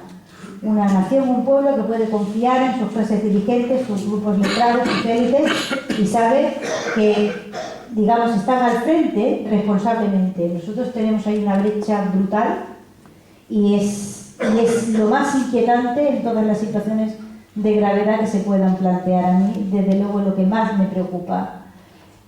El hecho de que, por ejemplo, en esta crisis de la prima de riesgo uno veía las tertulias de televisión, los telediarios, políticos, periodistas, y te decías, pero es que nadie le va a explicar a esta gente, por Dios, por qué le están sacando, cómo, por qué procedimientos están pagando las deudas más caras que todos los demás, que ni siquiera, como si aquello fuese un hecho natural, es decir, y la prima de riesgo española subiendo al tanto, y al día siguiente más, y a la semana siguiente más, y un mes y otro mes, como si esto fuese un hecho de la naturaleza, ¿no? Como si lo normal en el mundo fuera que los españoles pagaran las deudas más caras que los demás. ¿Pero por qué? ¿Y por qué no hay en este país políticos que le expliquen a la gente esto? ¿Vale? Y no había comunicación, no sabían nada. ¿Qué era la prima? Me preguntaban a mí, ¿quién es la prima esa? Yo decía, la prima es no, todavía no había hablado de Sarkozy. Sarkozy parece el grande unidor del Mediterráneo. Cuando dice la economía, los economistas, el dinero, es el que manda en el país, no la política. Si nos leyéramos a Montesquieu, o a Quevedo, o a mucha gente, incluso veíamos en el nacionalismo francés de 1800, ya habían puesto más que los peldaños suficientes para que nos diéramos cuenta el papel del Estado tras el fortalecimiento de Europa después del Renacimiento. Ya había puesto las piedras esenciales para ello. Y nos sale Sarkozy claramente diciendo, bueno, los políticos no mandamos, quien manda es el dinero. Fueron los paraísos fiscales, también lo dijo en televisión, todos lo acordamos. ¿Qué paraísos fiscales se han quitado desde entonces para acá? Es una desvergüenza. El problema no es la zona intelectual, el problema es una desvergüenza.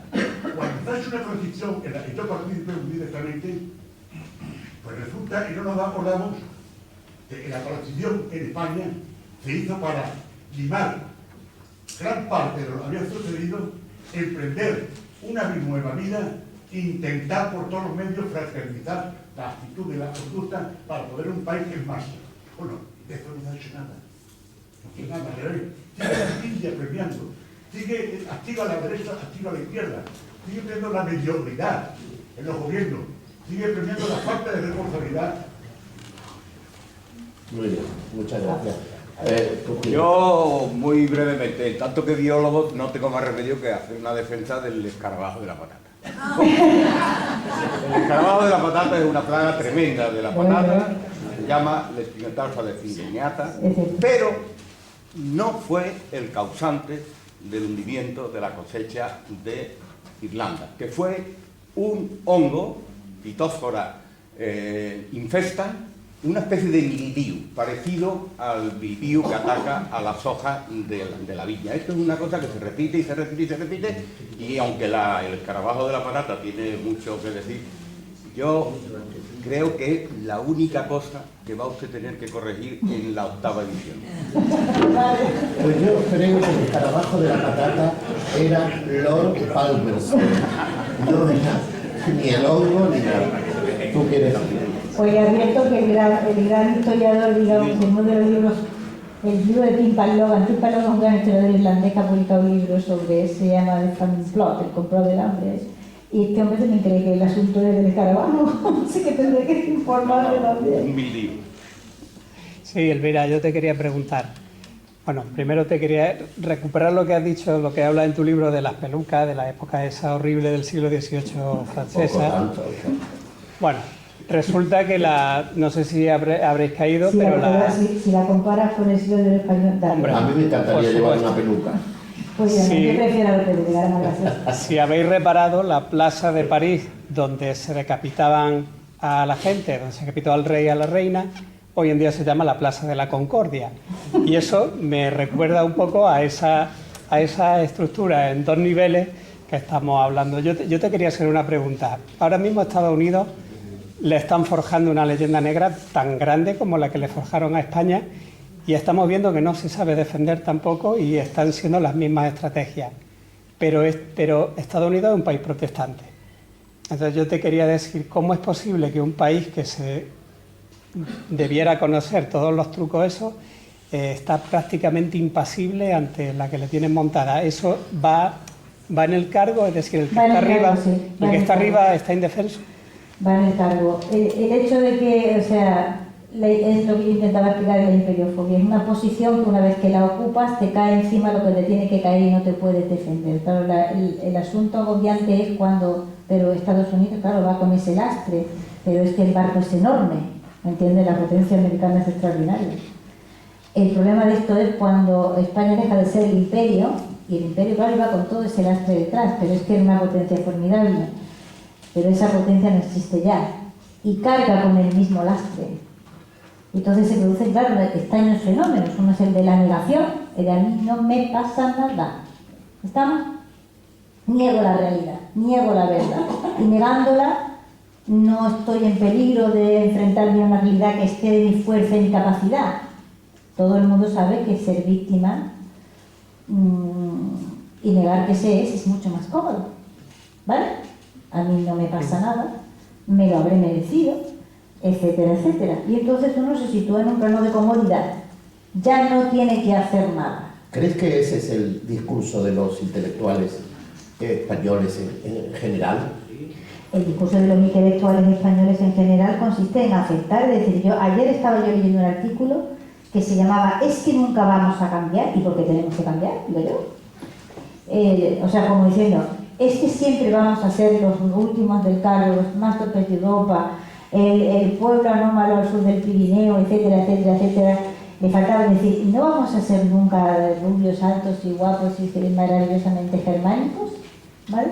Todo esto, en el fondo, es un discurso profundamente racista, absolutamente racista. Es decir, cuando en el siglo XIX se unifica Alemania, el discurso de la unificación alemana es ya un discurso profundamente... Esta es una historia muy profunda y larguísima. Es decir, en el siglo XV ya está en el humanismo alemán ese discurso contra el sur, ese discurso racista, rencoroso, que uno no sabe de dónde viene ese rencor en el 1450, ¿vale? ¿De dónde viene esto? Pero está ahí. Yo no sé alto alemán, y el alemán que se ve tal es muy regular. Pero los textos latinos no dejan lugar a dudas. Es decir, ya el nacionalismo alemán que se manifiesta en esta época, estamos hablando de hace mucho tiempo, ya es muy agresivo. Y es una agresividad que va siempre contra el sur, va siempre contra el mundo latino. Yo no sé de dónde viene ese, ¿sabes? El núcleo duro de eso lo desconozco, sé cómo se manifiesta. Y en el siglo XIX, cuando se produce el discurso de la unificación alemana, el discurso de la unificación alemana es un discurso que ya está vinculado al racismo científico. Y España es una estrella en el racismo, España es una estrella en todo. En el racismo científico está España como el pueblo estrella que demuestra que cuando no te mantienes con la sangre pura y te mezclas primero con los judíos, marranos que habíamos sido durante varios siglos, después te mezclas otra vez en América con los indios aborígenes, horror de los horrores, sangre todavía más contaminada. ¿Qué le pasa a la gente que hace esas cosas contaminando su sangre? Que se le vienen abajo los imperios, de una manera inmediata. Fue la gran explicación del racismo científico a por qué se había acabado el Imperio Español. Es un discurso perfectamente racista y absolutamente racista, solo que los pueblos del sur de Europa se niegan a negar, o sea, se niegan a aceptar que ese discurso racista existe. Hay un libro más magnífico que les recomiendo, en inglés está, no está traducido, que se llama Spain is Blackness, que explica hasta qué punto todo el discurso anglosajón en torno a España ha sido siempre un discurso de color, que tiene que ver con el color, con el nuestro, claro. Bueno, vamos a... Perdóneme, señora, pero hay dos preguntas antes. Muy rapidito y las contestaciones porque llevamos más de tiempo. Vale. Solo una pregunta muy rápida y muy breve. Has expuesto maravillosamente la conexión entre Leyenda Negra y lo que nos cuesta en la prima del riesgo. Hay otro problema grave en España que me gustaría, ¿cuál es tu punto de vista? Entre esta tendencia centrífuga que hay y quizá y pregunto, ¿hay una cierta falta de autoestima a causa de la leyenda negra en los españoles? Sí, sí, hay absolutamente una falta de autoestima, eso es evidente. Y la conexión que tienen, lo dicho, con nuestros nacionalismos periféricos es absoluta. Es decir, los nacionalismos periféricos en España empiezan en el siglo XIX, en el momento álgido, ¿vale?, de gran explosión de toda clase de nacionalismo, y son muy vinculados al racismo científico. Es decir, Sabino, Arana y Prat de la Riva y todos los grandes creadores de los partidos que luego han sido secesionistas de una manera más clara o menor, todos ellos vivieron en estas fuentes germánicas y aprendieron que los españoles, los mesetarios, como decía el nacionalismo catalán, los mesetarios son un pueblo de sangre absolutamente contaminada. Pero a día de hoy esto se sigue diciendo así. Recomiendo La raza catalana, ¿vale?, de un profesor magnífico. La raza catalana. Otra planteamiento ahí. Sí, mira, yo te quería dar las gracias por el libro, y a mí una cosa que me llamó mucho la atención, porque es lo que yo pensaba cuando lo leí en tu prólogo, es que dabas las gracias a la Iglesia Católica, que yo también se las doy, por siempre defender el libre albedrío en el ser humano, y la importancia que tiene eso frente a la predeterminación luterana y sobre todo calvinista, porque ahí está la raíz de todo lo que viene después. Me gustaría que explicaras un poco eso. Efectivamente, sí. La idea de la predestinación, digamos, que fue uno de los caballos de batalla, digamos, en el último instante fue prácticamente el punto último de discusión. Es decir, ¿es posible asentar alguna idea moral si el ser humano no es libre? Si el ser humano no es libre, entonces no es responsable de sus actos. ¿Cómo puede moralmente entonces ser responsable ante nada? De ahí han nacido aberraciones de todos los colores. La Iglesia, con todos sus errores, con todos los que haya podido cometer, que son muchos, nunca ha renunciado, digamos, a esa idea del libre albedrío, de que el ser humano decide en el último instante, que siempre tiene ese punto de decisión, que le permite por sí mismo afrontar su destino. La predestinación es la madre del racismo. El racismo no es más que predestinación, simplemente argumentado a partir de una cierta forma de cientificismo, y nada más. La predestinación, por ejemplo, es la que hizo imposible la asimilación de la población indígena en el norte, cuando los ingleses llegaron allí, porque si no eran cristianos sería porque Dios no lo había querido. Por lo tanto, no es posible, no debemos esforzarnos por asimilar estas poblaciones.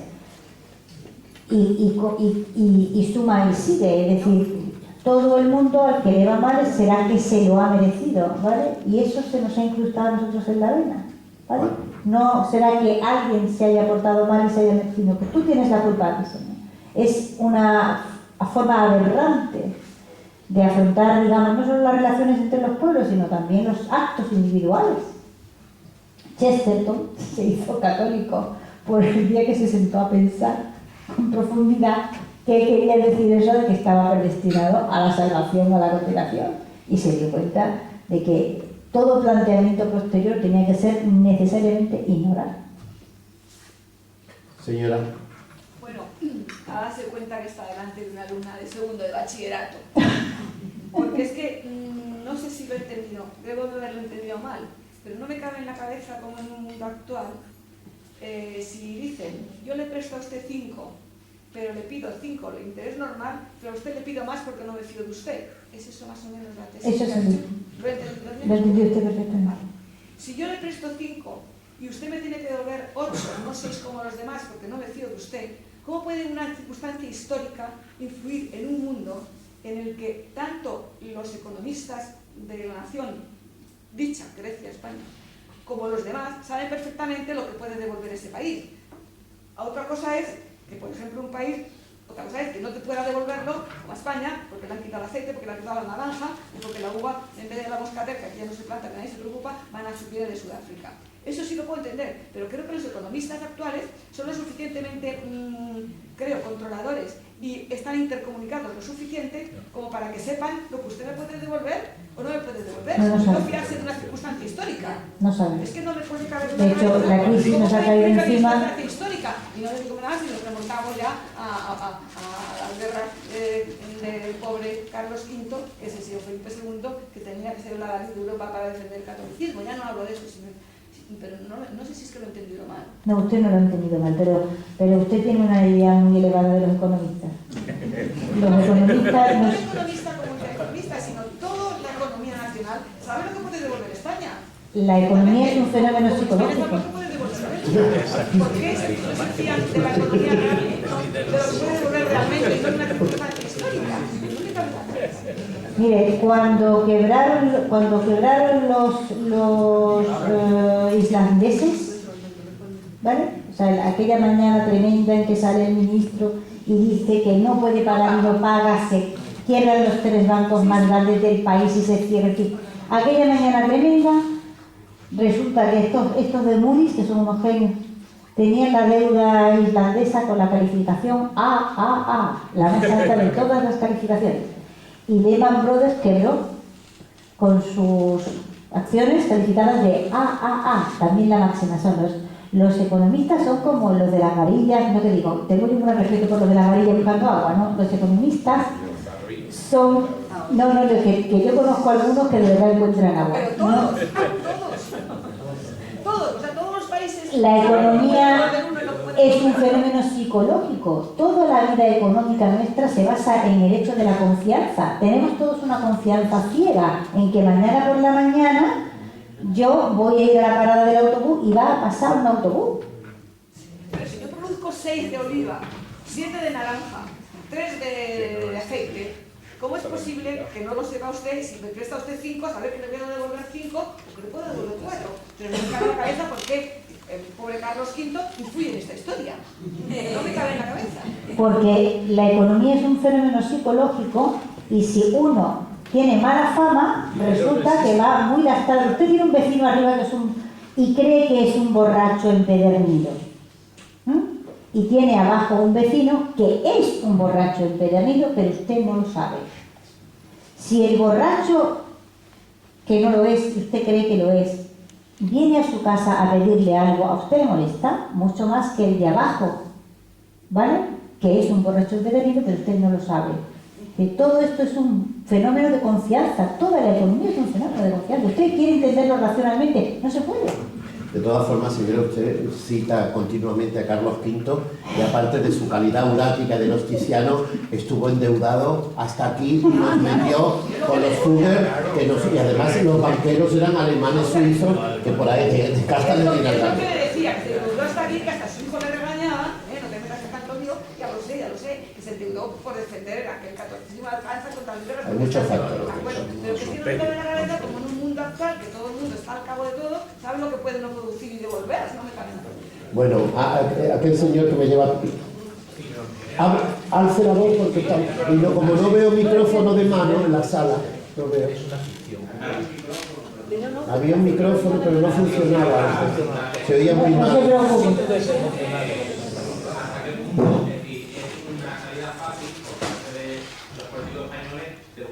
Exterior que sea el causante de los males de España, como puede ser el tema de la prima de riesgo. Es mucho más fácil decir que la causa ha sido de los alemanes que no de los aeropuertos sin aviones, las estaciones sin trenes y la autopista sin coches. Todo eso.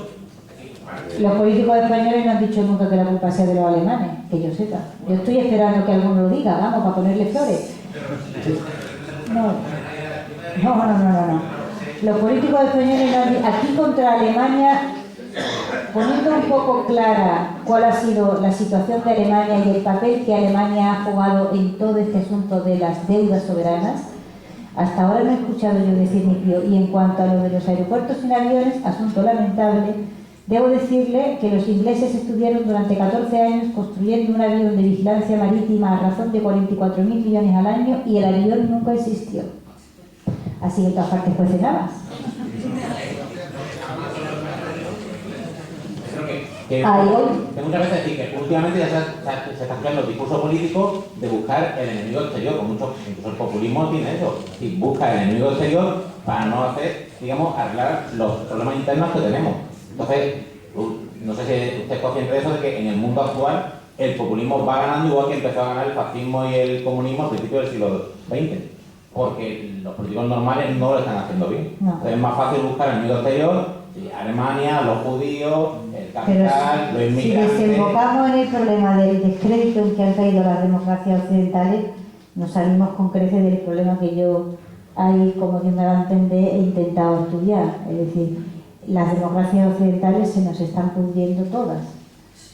Por etapas. O se está creando una leyenda negra sobre la democracia occidental que no se está creando, por ejemplo, sobre China o sobre Rusia, que no tienen tan mala imagen como muchas democracias occidentales actualmente, por ejemplo.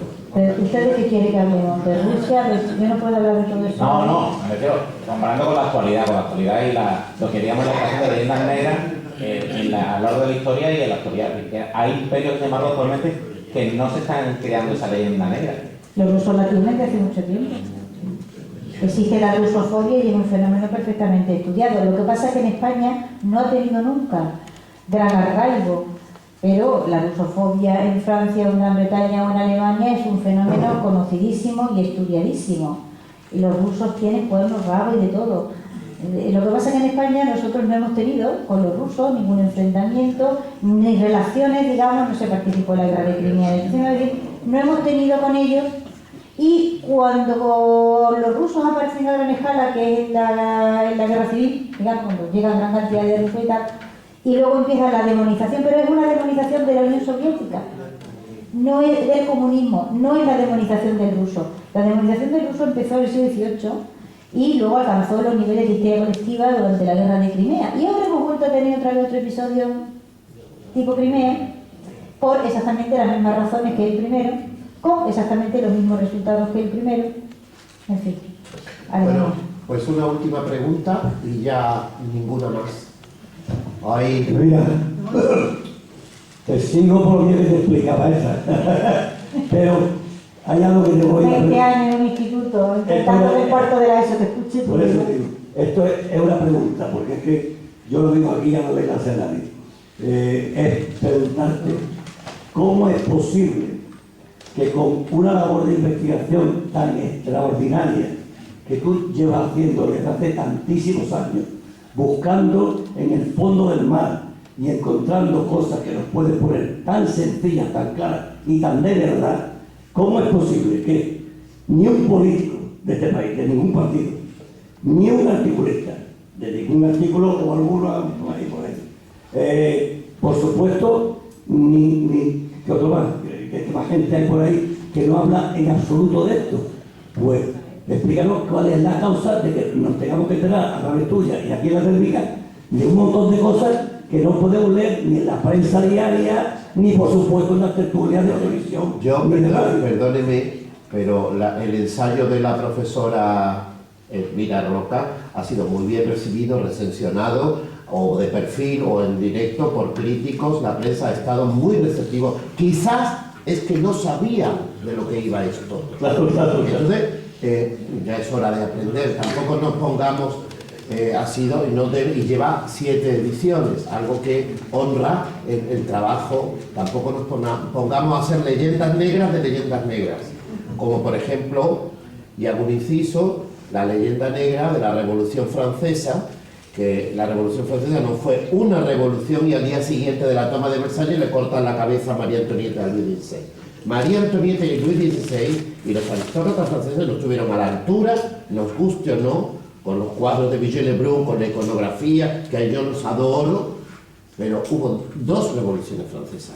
Una que fue el constitucionalismo en el 89-91 y luego ya la debacle, es decir, el jacobinismo, el Sena lleno de sangre y la Plaza de la Concordia es una plaza, aparte de que urbanísticamente es maravillosa, tiene un gran nombre. Eso fue una utopía. Pero no hagamos leyendas negras de leyendas negras, porque entonces respondemos con el mismo relato exclusivista al que estamos acostumbrados y que ha venido a desvelar. Va genial. Yo nunca pensé que iba a vender 200 ejemplares. Lo que no puedo comprender es cómo llevo más de 15.000. Esto me tiene absolutamente asombrado. Voy a tener que ir a un psiquiatra que me lo explique. Bueno, ¿hay alguna otra pregunta y cerramos ya la...? Bueno, a ver. María Fernanda, póngase de pie. Yo quiero abundar en la eficacia incontestable de la alegría, fama y echar a dormir. Hace 2 días he visto, porque circula por la prensa, con motivo del Día Internacional de la Mujer, un mapa de la violencia contra las mujeres en Occidente. Y todos los países católicos, ¿no?, todos, con Polonia a la cabeza, están en menos de la mitad del porcentaje de violencia contra la mujer que los países protestantes, de acuerdo de Elvira. Porque es que Polonia es el país que menos violencia contra la mujer tiene. España es el segundo que menos, o algo así. Es increíble. Y los países como Alemania, Inglaterra, Estados Unidos doblan los índices. Los suecos, por ejemplo, están a la cabeza. Los suecos a la cabeza. Y esa violencia se llama en la prensa, en todas partes, machista. Tradicionalmente los países católicos han sido los más machistas. Sí. Siempre, ¿no? Nosotros hemos dado el nombre a un tipo de violencia que en el mundo existe, violencia que en todas partes, digamos, es más violenta que aquí. Arte, ¿no? Bueno, la última... Me ha sorprendido gratamente la conferencia porque yo desde el primer inicio de la crisis, que decía que me había gustado muchísimo la conferencia porque yo desde el principio de la crisis, y siempre se me ha tachado de loca, observé que a todos los países del sur era que se estaban poniendo con crisis de pronto, y yo decía, pero bueno, esto, ¿por qué, no? Y no sé por qué intuitivamente, yo sin saber la... No sé si lo...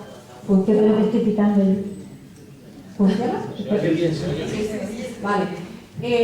No sé por qué intuitivamente, porque no tenía unos datos tan exhaustos como ustedes, dije, debe de ser algo histórico con respecto... exhaustivos. Sí, porque exhaustivos.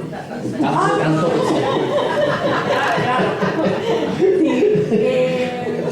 Tan exacto, quería decir. No, también en exhaustivo. La mente que nos pega malas pasadas. No pasa nada. Bueno, pues lo que estaba diciendo, pensé inmediatamente en la religión. Pero había una cosa que siempre me ha descolocado, el papel de Francia como país católico, ¿qué pinta ahí con... Porque Francia, la ilustración de Alemania? La peluca redimió a Francia de todos los pecados católicos. Para eso existió la ilustración francesa, ¿vale? Para sacar a los franceses de la culpabilidad de seguir siendo católicos. Desde entonces, la imagen que tenemos del francés es la de un señor con encajes y peluca y muy elegante, paseándose por un salón, etcétera, etcétera, sin bañarse jamás. No sé si habéis observado que Versalles, el que está en Versalles, habrá observado que en Versalles era de cuarto de año, una cosa magnífica. Sí, el 18 es una de las etapas de roña más exquisita de la historia de Europa. Para eso se inventó la ilustración, ¿entiendes? La ilustración no es más que, digamos, el salón subvencionado es el gran invento francés, la subvención de la cultura. La cultura se subvenciona y se convierte en una herramienta a favor del Estado. Eso lo inventan los franceses, eso es una genialidad que exportaron al mundo. Claro, el problema de eso está es que tú exportas el modelo de cultura subvencionada para el Estado, pero exportas el modelo de cultura subvencionada para el Estado francés. Y nosotros nos encontramos con esa anomalía rarísima, que es tener la cultura subvencionada por el Estado, pero repitiendo todos los modelos franceses, siglo tras siglo. Sí, pero también pagan justos por pecadores. Sí, siempre pagan justos por pecadores. Yo no digo que no, pero hablo del pelotón. Eso va para Pérez Danza. Y también hay que ver con la Revolución Francesa, ¿no? El cambio de sociedad. Sí, pero por ejemplo, en el siglo XVIII la Inquisición francesa fue mucho más activa que la española, por ejemplo, como detalle meramente decorativo, ¿no? Sin embargo, no hay un solo trabajo publicado sobre la Inquisición francesa, ¿eh? Yo que me gasté las pestañas buscando información sobre la actividad de la Inquisición francesa y al final recurrí a los grandes estudiosos, los americanos, Edward Peters, el autor de Inquisition y otros trabajos, Dickinson y tal, y ya los busqué y les escribí. Les mandé correos electrónicos a ver si es que yo estaba... O sea, llevo un año buscando información sobre la Inquisición francesa y no hay ni un solo trabajo publicado. La Inquisición española, intente usted encuadernar los libros que hay, solo con los títulos de trabajos que se han publicado sobre la Inquisición española, es absolutamente asombroso. Eso lo han hecho genialmente los franceses, eso hay que admirarlo, ¿eh? Chapo.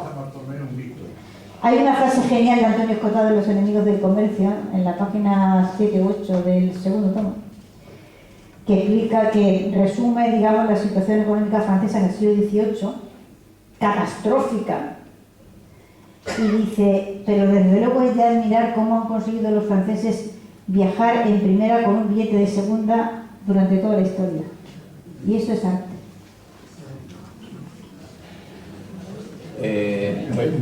Lo bueno sin breve, 2 veces breve. Solamente quería felicitar a María Elvira por el libro de la imperiofobia, que como continuación desde Juderías, me parece que no ha habido otro estudio sobre la leyenda negra, y me alegra extraordinariamente que vaya ya por la 7ª edición y que conviene que lo leamos mucho, porque en España lo que tenemos es una falta grande del conocimiento de nuestra historia. Efectos de la leyenda negra, precisamente. Entonces, felicito y me congratulo de este libro, y que se venda mucho y que lo leamos. Muy bien. Gracias. Gracias. Un momento, por favor. Un momentito. Siéntense. Sean buenas personas. Tranquilos, moderados y serenos. Vamos a ver. Tenemos que hablar de la próxima, ¿verdad? Quiero clausurar, aunque este hombre lo ha hecho por mí magníficamente, me sumo a los agradecimientos y darle las gracias por esta maravillosa ponencia, desveladora, reveladora y absolutamente fundamental para entender los distintos puntos de vista y los distintos falseamientos que ella, con gran valentía, insisto, interpretativa, ha hecho. Y quiero aprovechar, sin hacer 2 minutos de publicidad, para deciros que el día 6 de abril vamos a estar con Justo Navarro, que va a hablar del espionaje en Europa en el siglo XX y el siglo XXI. Vamos a hablar de las agendas secretas de los que él es un especialista. Yo, la verdad, os quiero primero agradecer que estéis aquí, porque los 2 que hemos tenido, los invitados, ha habido un acompañamiento del público que sin vosotros no somos nada. Y deciros que prometo que Justo Navarro os va a fascinar. Vamos a hablar del caso de los 5 de Cambridge, Oxford, vamos a hablar del espionaje español que existe, muy potente. Vamos a hablar de determinados momentos en que también falseamiento de la historia, en cuanto al discurso oficial y los discursos donde hay un escaparate siempre hay una trastienda. Y nada, pues de nuevo el aplauso ahora sí más atronador a Elvira. Nos quedamos aquí. Gracias.